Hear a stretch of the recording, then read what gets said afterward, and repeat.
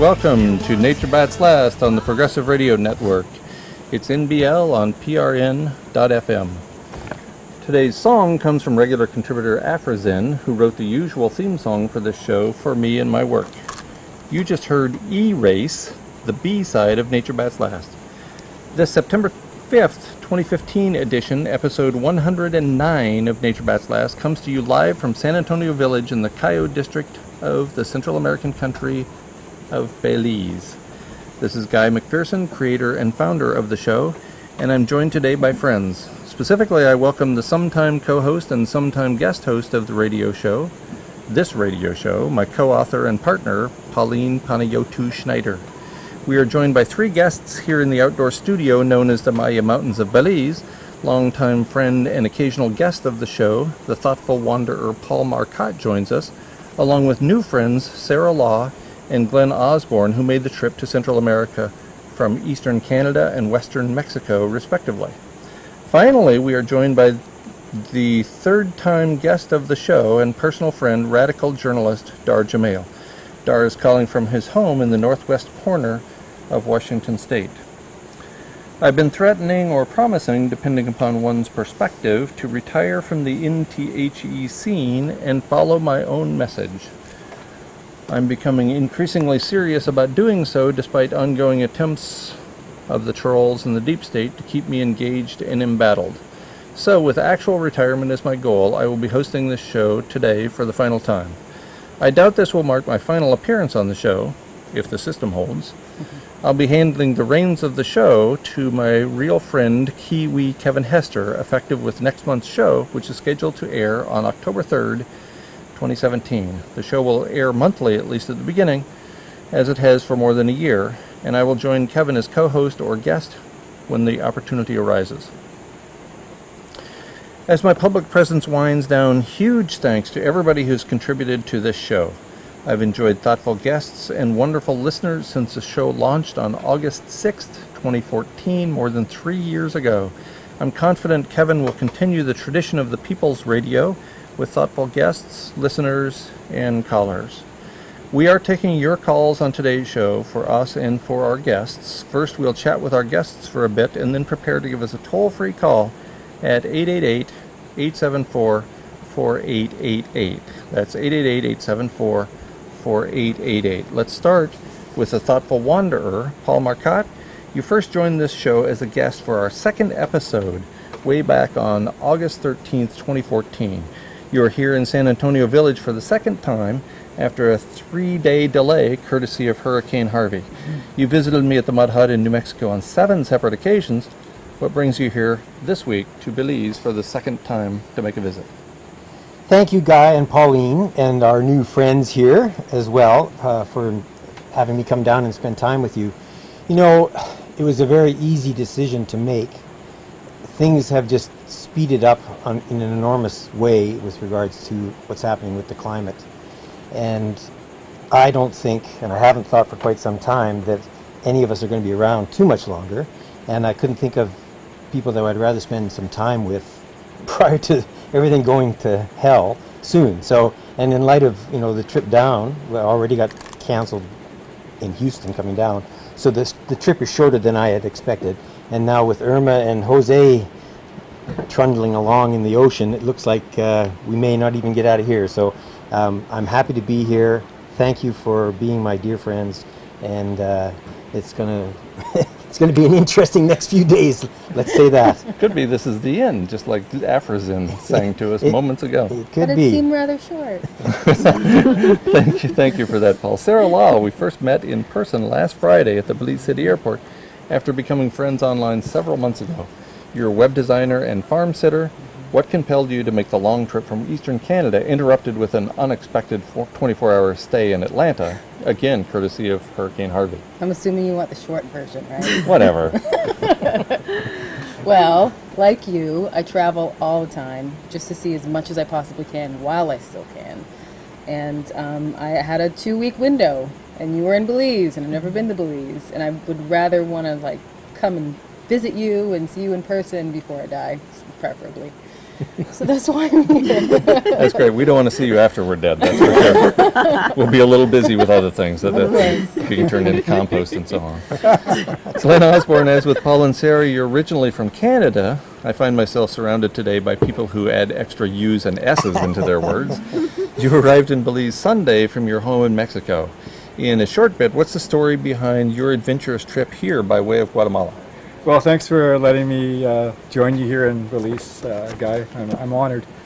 Well, I decided to come to Belize to attend the last Nature Bat's last radio program episode, hosted by yourself, Dr. Guy McPherson, and to personally thank him for his honesty and clarity in presenting the situation as it pertains to abrupt climate change. I offer up my sincere gratitude to Guy for stepping up to the plate and not faltering under the ensuing duress that comes with presenting the truth. Thank you, Guy. Thank you, Glen. We are joined today via telecommunications by renowned radical journalist Dahr Jamail. In late 2003, weary of the overall failure of the United States media to accurately report on the realities of the military misadventures in Iraq for the Iraqi people, Dahr Jamail went to the Middle East to report on those misadventures himself. Dahr also has reported from Syria, Lebanon, Turkey, and Jordan. His work is now focusing on anthropogenic climate disruption and the environment. Dahr's stories have been published by Truthout, Interpress Service, Tom Dispatch, the Sunday Herald in Scotland, The Guardian, Foreign Policy in Focus, Le Monde Diplomatique, The Huffington Post, The Nation, The Independent, Al Jazeera, among others. Dahr's writing has been translated into French, Polish, German, Dutch, Spanish, Japanese, Portuguese, Chinese, Arabic, and Turkish. On radio as well as on television, Dahr has reported for Democracy Now! And Al Jazeera, and has appeared on the BBC, NPR, and numerous other stations around the globe. Dahr's honest investigative reporting has earned him numerous awards, including the 2008 Martha Gellhorn Award for Journalism, the Lannan Foundation Writing Residency Fellowship, the James Arison Award for Social Justice Journalism, the Joe A. Calloway Award for Civic Courage, and 4 Project Censored Awards. You can follow his work at dahrjamail.net. That's dahrjamail.net. That's an impressive bio, Dahr. Thanks for honoring us with your presence today on Nature Bats Last.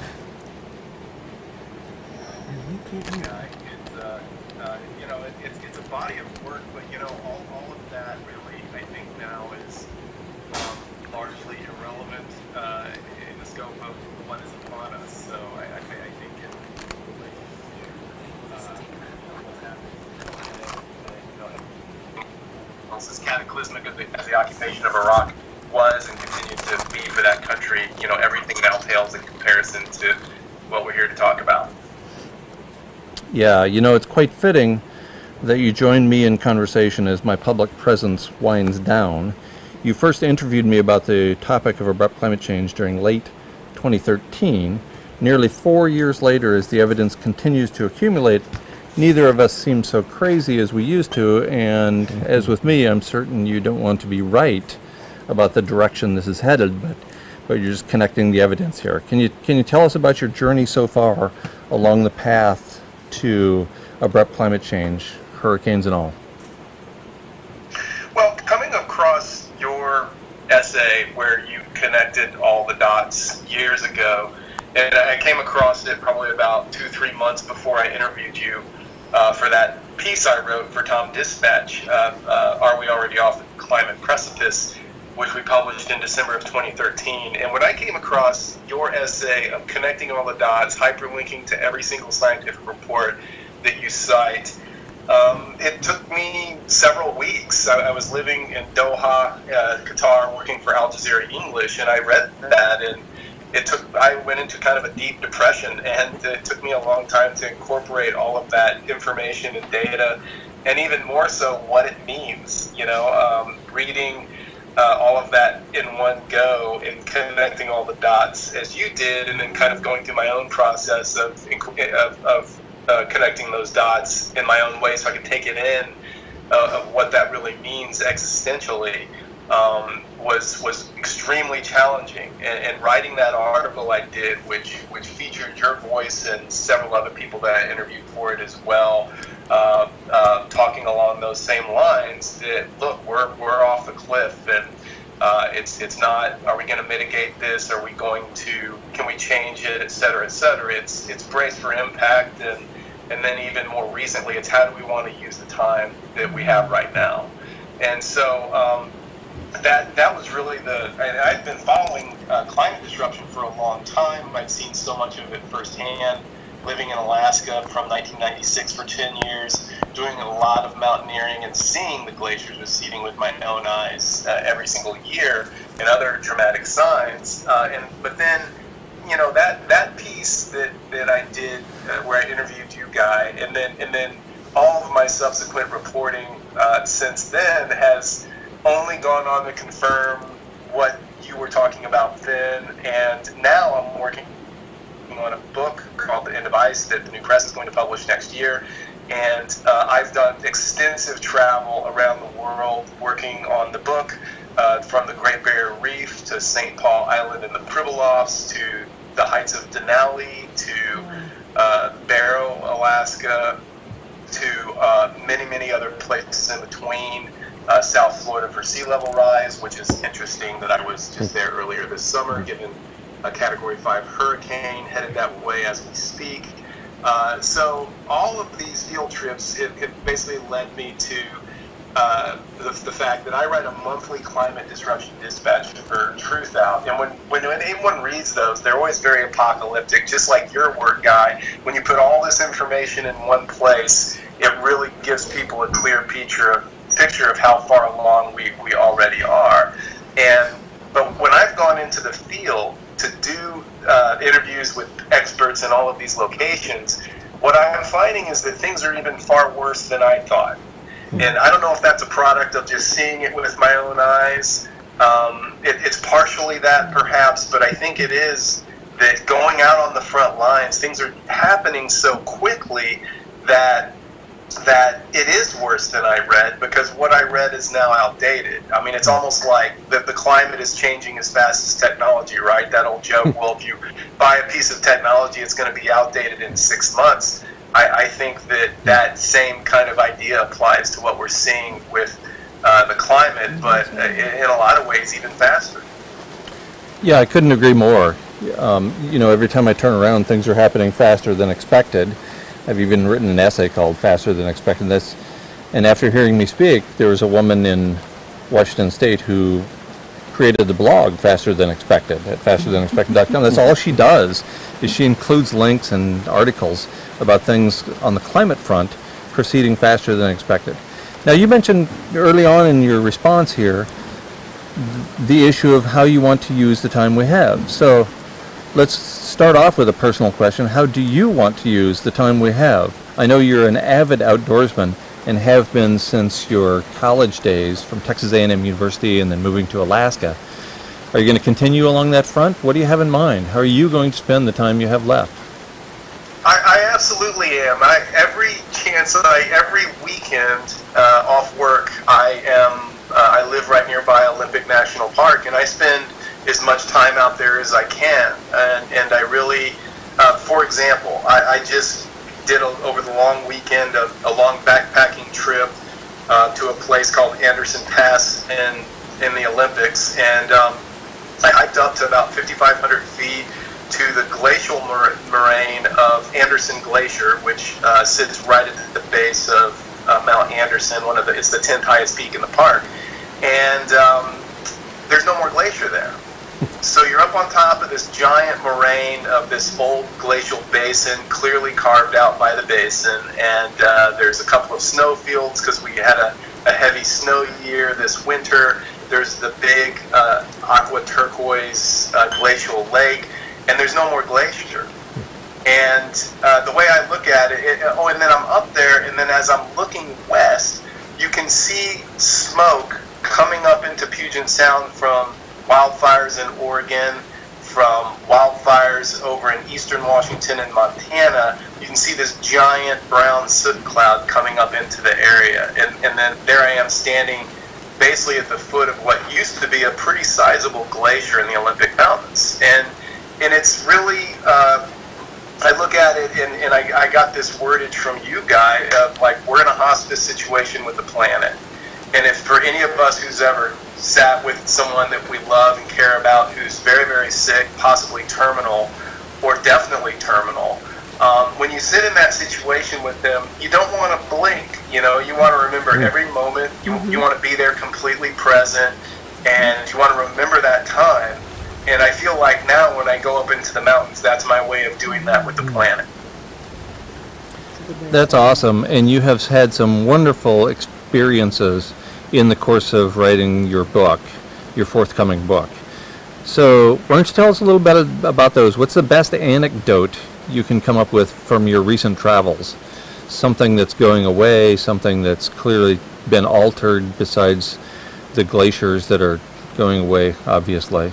Maybe in a conversation you had with somebody. What can you tell us about your recent work that might or might not appear in the book?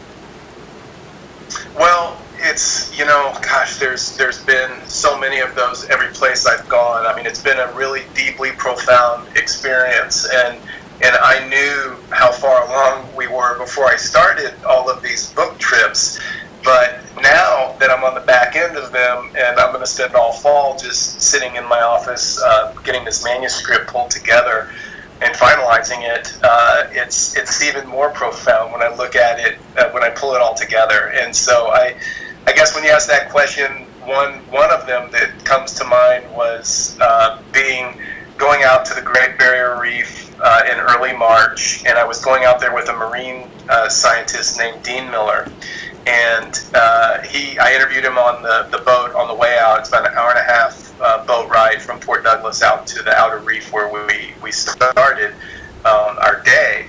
And we had a really profound interview. And he says he's Australian. He's completely in love with the reef. It's why he's a marine scientist. And he said, look, things are happening so fast here now, and we're going out there at the very beginning of the second mass coral bleaching event in as many years of the Great Barrier Reef. And at the end of that event this year, between the two events, 90% of the reef had bleached out. And he said, look, I'm no longer doing science. And he has a really nice underwater camera sitting beside us with a giant fisheye lens on it. And he says, I am now using my camera. That's my tool, because I feel like right now we're just in a place where people need to see what's going on, and there's not enough funding and not enough scientists coming out here to actually watch what's happening to the reef, which we are losing. And he said, so my camera is my main tool. People just need to see this. And he said, and then he got really personal and said, for my kids, I'm taking them out here to show them this too, because I want them to see it and have this memory and be able to say that they've seen the Great Barrier Reef, because it's not going to be here when they get older. That's a great story. The scientist with the camera who claims he's no longer doing science reminds me of the way I taught my courses at the University of Arizona for years, requiring all the students in my science courses to prepare a significant piece of art or literature as a major part of their grade. So this brings up the question, if the scientist has turned camera operator to document the demise of the living planet, what are you? Are you a scientist? Are you an artist? Are you some combination of them? And what are other journalists? That's a really good question, Guy. I know for sure I can only give you a partial answer today, and that's certainly a good seed for me to let set in there and see what comes from it in the coming days and weeks and next couple of months while I work on this book. But I guess I've approached the climate situation now similar to how I approach my war reporting in Iraq. And Robert Fisk, he's a renowned war reporter for The Independent. He's written multiple books, and when I first started journalism, he was one of my heroes, because he really wrote authentically and honestly about Western nefarious policies across the Middle East over the decades, and he'd just been in one war after another. And he writes in a foreword to his book Pity the Nation, which is a long tome he wrote about the civil war and ongoing crisis in Lebanon. At one point in the foreword, he said, someone people ask me, why do I keep doing this work? Because it doesn't change anything, and it's just one giant crisis after another, and things consistently just keep getting worse. And he said, I write so that at the end of the day, when history is being written, people will not be able to say, no one told us that this was happening. And so just for history, and I guess for me, especially when I write my dispatches every month, which are horribly depressing to write, and then parts of my book, which are also very hard emotionally to write, I approach it the same way, where I feel like, we know we're losing everything, and we are watching it happen before our very eyes, and all you have to do right now is pay attention and look out your window on a daily basis and see it with your own eyes wherever you are. And the fact that someone like me and a few other people are pulling all of this together and putting it in one place so that people can read it, I feel like I'm just documenting history, so that, again, at the end of the day, people, no one will be able to say, well, nobody told us this was happening. Hey Dahr, this is Pauline Schneider. How are you? Hi, Pauline. It's good to talk to you today. I have a couple questions. The first one has to do with the scientists that you were speaking with. I have a very good friend who does documentaries, and about 20 years ago, he was telling my then husband and me at dinner that his brother was a climate scientist up in the Arctic documenting our imminent extinction. That was 20 years ago. My question to you is, how long have the scientists that you met with been up there studying this?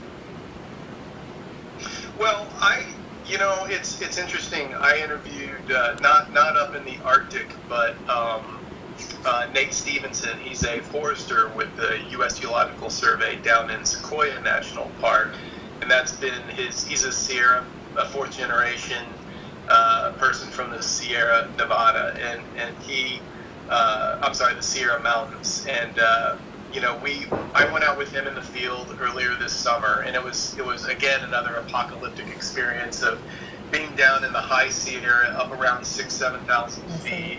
It's in the high 80s. There's wildfire smoke, pollution haze from the valley beneath us. Just a really amazing situation, and here we are amongst these 2,000 and 3,000 year old trees that have survived everything. Right. And yet, we're looking at how much longer are these trees going to be around. And he said, to address your question, he said, I talked to him about, I was like, look, we know what's happening here. How do you keep doing your work personally, carrying all this information? And he says, well, I, in the early 90s, realized what was happening, and that we'd already gone off the cliff, that, Hansen went before Congress back in the early 80s and blew the whistle and sounded the alarm bells, and of course was summarily ignored, largely. Mm-hmm. And so I knew by the mid-90s that we were done, and that we were going off a cliff, and probably already were off a cliff. And so I went through my grieving process then. He said I went through the depression and the anger and the rage, and then and now I just keep doing my work. And I think, much like, for the reasons that I gave, that he loves science, he loves the trees, he loves the Sierra, and he's just going to keep doing his work. But he too went through his own grieving process, but he did so back in the early 90s. Yes, well, that of course, and even before, James Hansen, we had, the National Geographic episodes and Jacques Cousteau warning us. This isn't news to and people. Svante Arrhenius back to 1896 with the first Refereed Journal article on the topic, and before him, George Perkins Marsh, and the list goes on. Sir Tyndall in England. Yeah, I think there's a culture in this country of ignoring the scientists. Those elitist scientists, how dare they have education and tell the unwashed what is what. But you mentioned about how do you deal, people going through the grief once they realize what's really happening, and we all have gone through our grieving processes, and we're always told, how do you do this every day without getting depressed, and why do you tell people this, it's just going to make people depressed and want to commit suicide. And what's really interesting is, yeah, I think depression is a normal response to discovering your world is going away. Yeah. I don't think there's anything wrong with being really sad and really depressed. I also think there's nothing wrong with acting and going through your depression. And, I hear you have a beautiful garden, Dahr, and I hear that from someone who is sitting right next to us here. The weed. Our thoughtful wanderer has fallen in love with gardening thanks to you, Dahr. And so many gardeners in the world have discovered this connection to earth. And at the end of times now, what do you make of that? Here we are putting our hands in the earth as she's dying, and now we're falling in love with her. Almost an afterthought. Well, I mean, you putting it that way, I think, really sums it up. I mean, if I'm given my choice of what my last moment is going to look like, I hope it's being pressed up against the planet in some way like that, or at least in a place that I love and care about. I can't imagine a better way to go. But yeah, it's funny that Paul is there after having been down here up here not too long ago, and takes better care of my place than I do. That's what he says too. Sorry, what's that? That's what he says too. Oh yeah. Just kidding. But it's one point that you bring up that I want to tease out a little bit is that the culture in the United States is so utterly sick and spiritually bankrupt at this point that God forbid if anybody expresses emotions, right? Emotionality has been completely pathologized, right? Let alone expressing emotions for the very planet that we live on and that sustains us. I mean, let alone we would feel sad because a part of the planet that you love just went up in smoke in a wildfire, or that a coral reef that you grew up with your whole life is dying before your very eyes, or a glacier that you have climbed on and is beautiful is completely melted into oblivion before your very eyes. God forbid anybody feel emotions around that, and let alone express them publicly, either writing about it or in a TV or radio interview. I mean, it's laughable, right? And I think that putting it that way, how insane and sick is it to not have strong feelings about what's happening? That instead we're supposed to just check our humanity at the door and just believe certain scientists that refuse to talk about the reality of the situation. And so it's important, I think, for all of us to be very honest about our assessment of what's happening. And when people call me out, oh, you're so apocalyptic and your dispatches and such, it's just too doom and gloom, and that happens to me. And then I've had people personally in a couple different situations come up and say, you need to report more good news.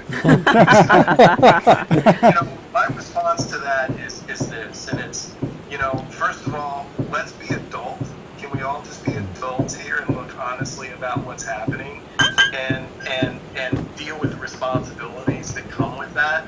And then the other thing is, for example, if you're planning a backpacking trip or a climb and it requires maps and going into the backcountry, I feel like my information is giving people as accurate a map as I can give them to navigate this period of history and to determine, okay, this is what's happening on the planet now. What do I want to do with my time? And so, do you not want the most accurate map possible if you're planning for a trip like that? And I would just leave that as an open question. Yeah, that's a great way to respond to that issue.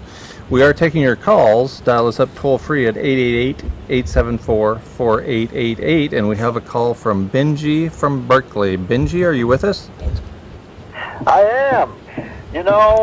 The shit is now hitting the fan, but I've already got me a plan. It's simple advice, yet fairly precise. Stay fucked up as much as you can. Dahr, I'd love your response to that. Well, I guess that's one way to go about it. That's right, and you know there are 7.5 billion ways to deal with this information. I try not to tell people what to do, although I'm frequently asked, how should I respond to this information? What am I supposed to do with this knowledge now that you've dumped it on me? How do you answer that question, other than the open question that you leave people with? When somebody comes up and says, you have to tell us everything, how do you respond? Well, I've learned through hard lessons not to tell anybody what to do about anything. You know, that we're all completely autonomous, responsible people. Well, not already responsible, but people that we need to be responsible for ourselves. And you know, I would say, well, you can ask me what I do, and here's what I do, and I can share the various things I do to kind of maintain a center and some sort of equilibrium and how I want to spend my time, you know, and so I share that, which is what we've already discussed, spending as much time in nature as possible. I'm out in it every day because I live in the woods, and then I go deeper out into it every weekend. And then also being very, very discerning about who I spend my time with, knowing that, you know, we don't know how much longer a system's going to be in place, that there's even functional air travel, or, you know, how much longer does the economic system hold together, etc. What happens with North Korea? I mean, our time in so many different ways, it's clear that we do not have an infinite amount of time. And so who do I want to spend that time with, and then what do I want to spend that time doing? You know, that there's just not a lot of time to screw off, you know, to put it another way. So I just share, you know, if they really want to know. But you know, the other thing too is I've just given up largely talking about it, and I just don't bring it up, only with certain people that I know understand what's happening and want to talk about it. Because most people, certainly in the United States today, even on the so-called left, just don't want to hear about it. You know, they want to know, well, when's the next solution book coming out about it? Oh, have you read Paul Hawkins' book Drawdown? And, you know, all this stuff that Guy, I've heard you refer to brilliantly as hopium, and they don't want to know. And so I'm very careful about, you know, even entering into conversation with people about the state of things. Right. So you brought up relationships, and you indicated that you don't really talk about this with people unless they make some effort and indicate they want to know. So I assume there have been some relationships that have been altered along the way. Are you willing to tell us about that, or is that getting a little too personal, in which case we'll take a call? No, it's, well, we can do both. I mean, I'll be short about it. It's fine. There's certainly been several friendships that I've lost, that literally just you know, people just don't want to know about it, and so we just simply stop hanging out. You know, I guess it's almost akin to finding, like, oh yeah, we were great friends and we were, you know, having these good backpacking trips or whatever, and then I found out they're a Republican or something. You know, it's like, well, that's not going to really work out because I'm not a fascist, so we're probably not going to continue to get along. So it's kind of like that, where this is a big enough issue for me. I mean, I live, eat, and breathe doing this research and tracking what's happening to the planet, and so if you hang out with me, we're going to talk about this. And so if you don't want to talk about this stuff, then, you know, you're probably going to be better suited hanging out with somebody, not me. So that's been my experience with more than one person that I was friends with, and it's not like it ended on a bad note. We just basically stopped spending time together because they didn't want the information. Right. Guy and I have no idea what that feels like. Yeah, right. We can't relate at all. No. Yeah, I appreciate your stunningly subtle response there. We have Peter from Knoxville. Are you still with us, Peter from Knoxville? Do you have a question for Dahr or for me? Well, just hi. Can you hear me? Yes, we can. Hey, Peter. Oh, good. Can you hear Harvey in the background? Is that who I heard? I couldn't tell if that was Harvey or Irma. No, that is Harvey hovering over Knoxville now. Oh, but God. I did want to ask you guys your thoughts on, now it's Harvey, Irma, and then there's Lydia and Jose. Yeah. Did you hear about that? What them out there? Oh, yeah. It's almost as if we're experiencing real storms now. Well, I'm kind of excited. You were talking about depression and stuff. And I went through it when I discovered ologies about 3 years ago. But so now it seems to be kind of happening, and I can only be honest. I'm kind of excited about it. Yeah. I went to what stage I'm in, but also, I went through like personal depression earlier in life, and I didn't want to do that. So maybe that my reaction was to. I went through all these websites and YouTube videos to try to find out, it couldn't be real. So you guys ended up teaching me a lot about science, and these guys are like, the deniers and just people that don't think that the end is near. They're just very strange. They start talking about sunspots and things like this. But I just wanted to congratulate you guys because you made science utterly comprehensible to the C student. Well, thank you for that, Peter. We appreciate it. Dahr, do you want to comment? I know you only have about 3 minutes left with us, so if you can comment on that, and then we'll wrap with a little mini conversation about the end of ice. Yeah, I think it's important that it's one positive thing about the apocalypse that we are experiencing is that it has brought a basic scientific understanding to the fore in the general population. I mean, the most current polls I've seen show that, well over 60% of Americans feel that climate disruption is real and it's a big enough problem that the government needs to do something about it, et cetera, et cetera. And understand the basics, it's basic high school physics to talk about what happens when you put too much of a heat-trapping greenhouse gas into the atmosphere. It warms things up, et cetera, et cetera, et cetera. So that's been a positive aspect of it as well. And then also just to highlight the nefariousness of the fossil fuel-funded denialist movement. I think that most, again, the average person in the country and the vast majority of people understand that anyone that doesn't believe climate disruption at this point is kind of beyond trying to convince at this point. Yeah, the words paid and crazy come to mind. Can you give us, in the very short time you have remaining, can you give us a 1 minute sketch, the trailer for your forthcoming book, The End of Ice, which is due out next year? It's a very personal first-person account of going out into these different parts of the planet that are absolutely amazing. So it's really even more of a first-person nature narrative of the amazingness in certain places, as well as then a very personal, visceral, emotional at times narrative about the dramatic changes that I've personally witnessed in some of these places that I do have long-term relationships, like Denali in Alaska and the Great Barrier Reef in Australia and some other places, and then bringing in the hard science on the back of that, whether it's from my research or direct first-person interviews with a lot of the leading scientists on these issues. So it's going to be very focused on really let's appreciate how amazing this planet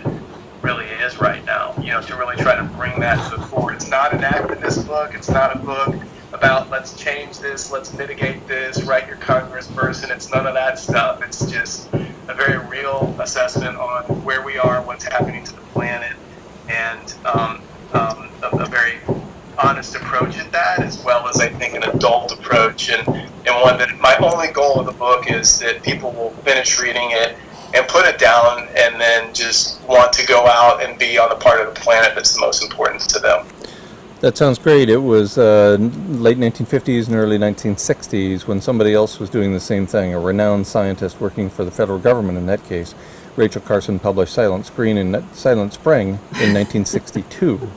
But she was doing much the same thing. It was a series of personal stories that became her books, and she was very much an artist cloaked in a scientific arena, a scientific discipline. So you have some precedents. Perhaps in another 65 years, people will be reading. Oh wait, we look forward to The End of Ice in 2018 from our guest Dahr Jamail. You can stay abreast of Dahr's outstanding work at dahrjamail.net.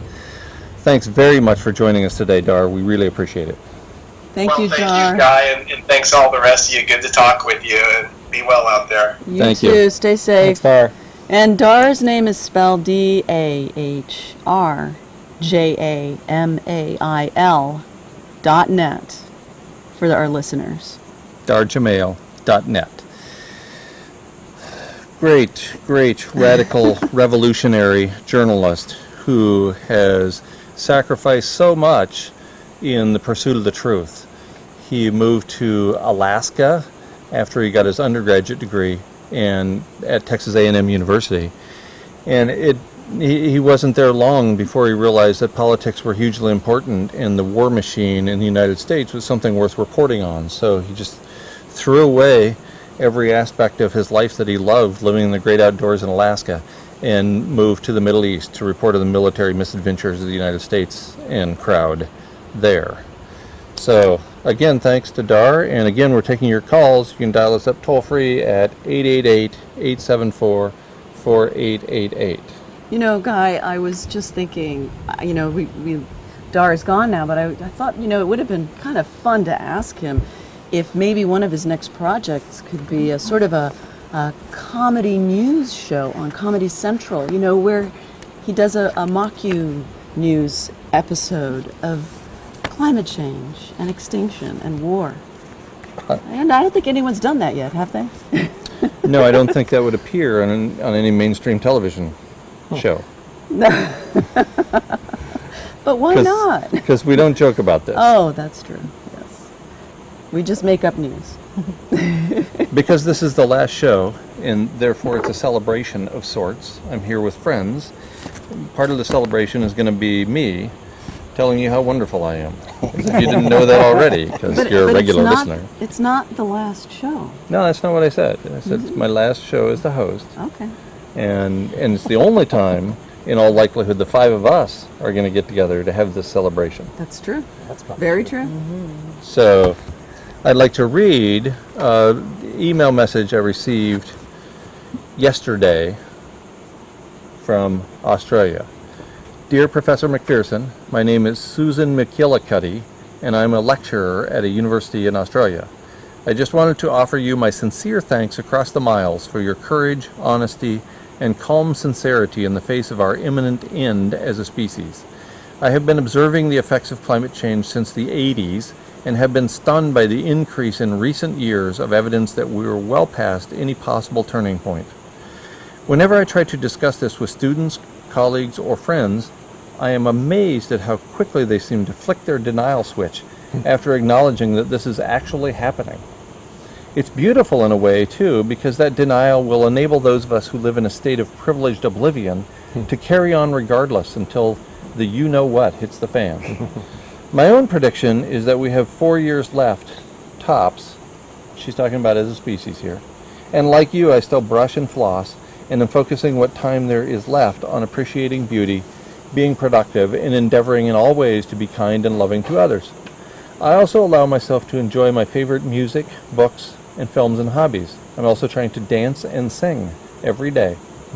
It can be very lonely at times being so acutely aware of what's happening and speeding up on a daily basis when others don't want to hear it. But then, there's really no point in that either, is there? Being lonely, I mean. When that happens, I step out onto my balcony on a balmy night like tonight and watch the full moon sparkle on the Pacific Ocean in front of me. And I crank up the damn stereo and go, woohoo. It just means a lot, and it's so very comforting to know that you're out there, calmly telling us the truth with your dignity and whimsical sense of humor. With an extra U in humor, I might add. Thank you so much, and oceans of love to you from the Southern Hemisphere. Warm regards, Susan. So thank you, Susan, for that wonderful and timely message in light of what's going on in my personal life. We have a caller. Anne from Syracuse, are you still with us? And will you say something to indicate as much? Yes, I'm here, Guy. Hi, Guy, and hi, Pauline, and hello, guest. Hi, Anne. Hello. Hi, Anne. I just wanted to call. I've been so grateful for many, many months and years now for Guy's perspective and information. And for me right now, as the end draws near, I feel it every time I look at the internet and see a new outrageous headline. every morning I wake up, I think, oh, another day. Isn't that nice? What should I do with it? I'm pouring chocolate right now into a mold that I made myself, and we'll see how that turns out. So I'm sort of, I don't know if regressing is right or progressing into my childhood state as much as possible, because I'm fluctuating between, you know, how can it possibly have more outrage as on top of the pile that I know of what our species has done to ourselves and this planet. And yet the outrage upon outrage is heaped and heaped and heaped. And I don't know whether to laugh or, you know, immolate myself in front of the White House. I don't think they would notice. You would probably be arrested for that. It seems like then pouring chocolate is the most sensible thing I can do, and giving the mold to my neighbor, or, you know, sharing that deliciousness for this moment, for this infinitely finite period of time. So that's my perspective today, but I am missing you, Guy, on Facebook and various places, but I totally respect and applaud your actions, and I really hope you take care of yourself. I love you a lot. Thank you, Ann. Thank you very much. We have a message that just came in from a dear friend of ours. Hi. Our good friend Cameron Kelly in New York, who actually introduced Guy and me, it's her fault that we know each other. I'm sure there's plenty of blame to go around. So she just sent me this wonderful text about Silent Spring. And she writes, Silent Spring was the inspiration for Fidel Castro. In fact, they met. To make the Cuban Revolution also a revolution to respect nature and the environment. The coral reefs around Cuba are pristine. No pesticides are allowed to be used in any Cuban cities. All vegetable agriculture is organic, and it goes on and on. And they don't have the bee colony collapse that we do in the U.S. So thank you, Cameron, so much for sharing this. And thank you for our callers for sharing as well. It's great to have this, what was always designed as the people's radio. It's great to have people calling in and perhaps for the final time saying our goodbyes. Again, we're taking your calls. Toll-free number is 888-874-4888. Well, speaking of our final goodbyes, I mean, not just on the radio, we're planning to go to New York on September 11th. And how smart does that sound? I don't think we're very smart. I thought it would be very clever of us, you know, but we've got some interesting things happening at the same time. We've got Irma coming in and Jose batting cleanup right behind Irma. Right behind. And then there's, you know, the potential for false flag events. Sure. I mean, Saturday, the 9th of September, is North Korea's National Founding Day. So if you wanted to make it look like North Korea did something, what better time than that? Or Patriot let's Day. say Patriot Day on September 11th. Right. So then we'd only have to keep the one holiday. Yeah, well, our plane is supposed to connect in Miami, and I don't know if Miami will still be there. Atlanta. Sarah and I argued about this half the day today, where our flight is landing. We're flying with Sarah, and if you're going to Miami and Sarah's going to Atlanta, I'm going to have a tough decision to make. You're going to have to straddle two Which one of these women am I going to go with? We'll just have to flip a coin. I don't like the sound of that. I'm stuck with going through Houston, so who knows what at least you were like. coin flipped into a plane. That's a good point. You have a good point there, Doctor. And are you leaving the same day? Same day. Okay, so we've got so four of us are, you know, going to be flying on September 11th. I don't know if that's a good idea. What were we thinking? Sounds not so swift after all. I think I'll be walking. You'll be walking. Yes. Glenn will be walking. The rest of us will be sitting in an airport, wishing we were flying. Right. Oh, man. Or perhaps not. Or dead. Or dead. Or dead. Or Canadian. You're all Canadian, and you're all gonna be dead. You know, your 3-day theory doesn't look so bad now, Paul Marcotte. Why don't you remind us again, your 3-day story about how you choose to live? I guess I don't know how long I've been thinking about this, probably for the last year, but I thought that, 3 days, if I knew that I had 3 days, and of course I could have 3 seconds, but if I knew that I had 3 days, I think that's more than enough time to quote unquote get my affairs in order and tell the people that I love them, and kind of go out, find a spot out in nature that I can watch the stars and call it a day. So if I get 3 days, that's great. But the way things are going, in light of what we just talked about, 3 days is probably a little bit optimistic at this point. Well, we'll see. It's like Louis C.K. says, you don't know when your time is up. You never really know. The best you can do is, this is probably it. That's right. And Edward Abbey thought this was it. He went out and laid in the sleeping bag in his backyard, and then it got dark, and then it got cold, and he says, hey guys, this isn't it after all. Exactly. It took him weeks to die after that, Yeah. so we never really know. You don't know. Well, we spend most of our existence dead, according to Louis C.K. I really like that, Yeah. We have a caller. I just saw it come across the screen. Bruce from Santa Barbara. Does that sound right? Bruce, are you with us? Yeah, I am.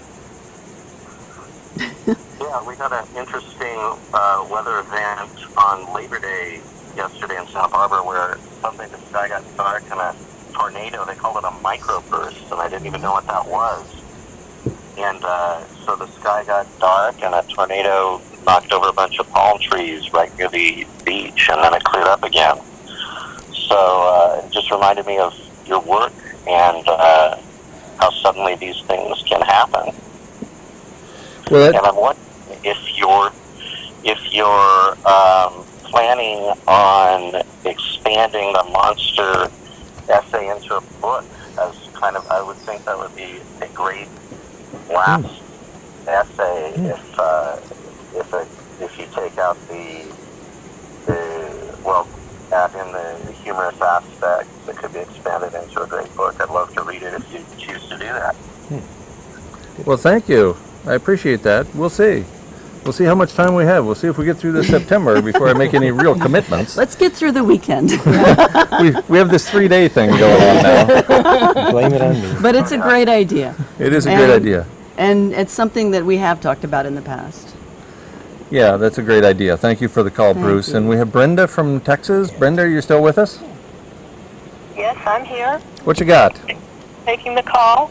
I'm from your sister city in Texas, San Antonio, and I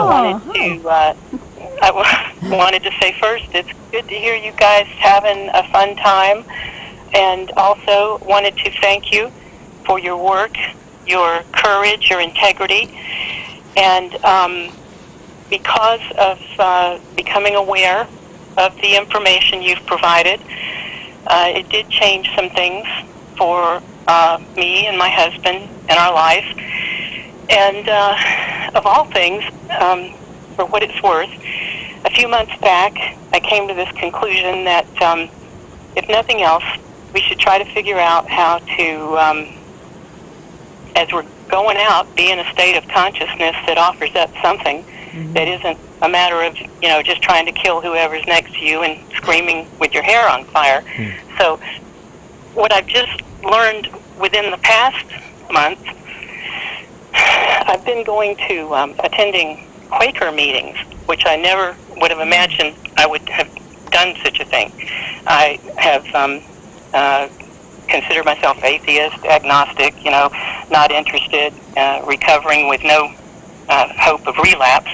At any rate, something about this connected the dot for me, and I learned at their annual gathering, there is a Quaker scholar who is working quickly to try and create a contemplative community whose sole aim is toward creating what she kept referring to as a remnant to be able to send out into the cosmos, to represent something, I guess you'd say, just plain good about all of us, rather than sinking into, whatever the goo is going to be screaming. So, anyway, I think you've raised an awareness. I think you've created something important. And I just, again, express my appreciation. Thank you. Thank you very much for that, Brenda. And I know we have 2 more callers on the line, but we're out of time. So sorry to Sandy and Hugh, both from New York, but we need to wrap the show within the next minute and a half. So here we go. Well, Guy's going to be in New York from the 11th to the 20th, very quickly. Just so you know, if you want to get in touch with him, you know how to message him, you know how to email him or contact me. All my contact information is at the blog, guymcpherson.com, so you can email me from there if you want to get together with me when I'm in New York in a week or so. Thanks to our listeners and callers today. You can catch NBL on PRN the first Tuesday afternoon of each month at 3 p.m. Eastern Time. The next show marks Kevin Hester's premiere as host, and it will broadcast live on Tuesday afternoon, the 3rd of October. If you missed the live broadcast, you can find shows in the archives at PRN, the Podbean, at Stitcher, and feel free to rate the show on iTunes. Also continue to follow the Nature Bat's Last blog, guymcpherson.com, for further updates, interviews, and speaking tours. You can keep current with Kevin Hester's work at kevinhester.live. Thanks again to today's guests, all of them, listeners, all of them, and also to Afrozen for his music. Until next time, remember, the dominant culture has been very clever, but in the end, all together now, Nature Bat's Last!